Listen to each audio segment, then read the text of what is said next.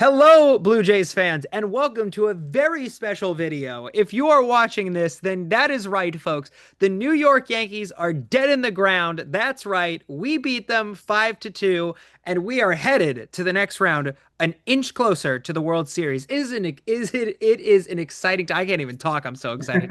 It is an exciting time to be a Toronto Blue Jays fan. Wouldn't you agree, Brandon? Yeah, no, I mean, this has been an ongoing conversation for the better part of a decade because it's been a decade since the Blue Jays won a playoff series, since they made it to the ALCS, where they obviously are now after beating the Yankees. And it's a good feeling because obviously the Blue Jays will have home field advantage as the number one seed, regardless of who they play. At the time of recording, the Mariners and Tigers have yet to play their sudden death game five, and obviously whoever wins that game will end up being the Blue Jays' opponent in the ALCS. But I mean, this is awesome. I mean, they're the reigning AL pennant winners, but to be the best, you got to beat the best. And the Blue Jays really beat the Yankees in this series outside of a very close game three. I mean, this was pretty much Toronto all the way. Obviously getting, using a bullpen game to get it done in game four on the road is no small feat. Yeah, it's really interesting to see how much the Yankees kind of fell off. Mhm. We were really worried to see what was going to happen at Yankee Stadium. There was tensions were very high. The Blue Jays did not give a flying F, and they really, they came through at the end. They showed the Yankees their gur faces, I'd like to say. And their heavy hitters like Giancarlo Stanton and Aaron Judge were really the only ones who really kind of showed up. Trent Grisham, Cody Bellinger, Paul Goldschmidt, they were all scared. They were all scared of the Blue Jays at the end of the day. And Vlad the Dad, really, really showed up for us. Yeah, no, he's certainly a new age of Yankee hater that is Vladimir Guerrero Jr. It's refreshing to see, honestly, because I think obviously like the Yankees and the Red Sox have their big rivalry. It's sort of fun for the Blue Jays to get in on the action. Obviously, it helps to have Vladimir Guerrero Jr., who was complete. I mean, the Yankees couldn't get him out throughout the entire series. Obviously Nathan Lukes played hero in Game Four. Addison Barger had three hits. I mean, it was a team effort for sure. But Vladimir Guerrero Jr. has proven himself as the captain.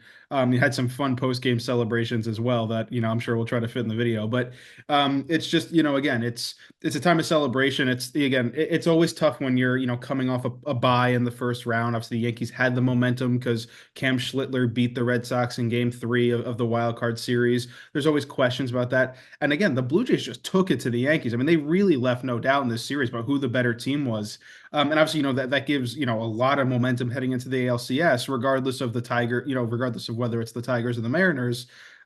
Because as good as the Mariners pitching staff is, and as resilient as the Tigers have been in this postseason, it's hard not to like the Blue Jays' chances with the offense, playing the way it has recently. Oh, absolutely. Our pitching was on point. And again, I think to your point also, we really capitalized on how I think poorly he was good for a rookie pitcher, but today, last night's game for Cam Schlittler was not his best. And I think our pitchers like Verland, Flaherty, and I got to shout out to my boy Dominguez, a former Oriole, really Mhm. kind of showed up. And again, we shut down the Yankees, like no other. And it really is exciting to see what's going to happen in the coming weeks as they prepare for their next game.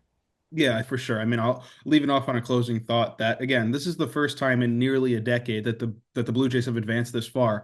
Again, 2016 was the last time they won a playoff series, last time they won a playoff game, and the last time they were in the ALCS at all. So again, this is a really positive development for this team, for this core of players to, for the Blue Jays to not just be the number one seed, but to beat the reigning AL pennant winners, to probably being the favorites in the ALCS and having home field advantage. There's a lot of things are turning up Blue Jays right now, and obviously the games still have to be played on the field, but you know, 4 wins away from the World Series for the first time since what 1993, I think. So I mean, that's a really exciting thing. So as always, we'd love to hear your guys' comments and thoughts on this. Obviously, exciting time. No reason not to be celebrating.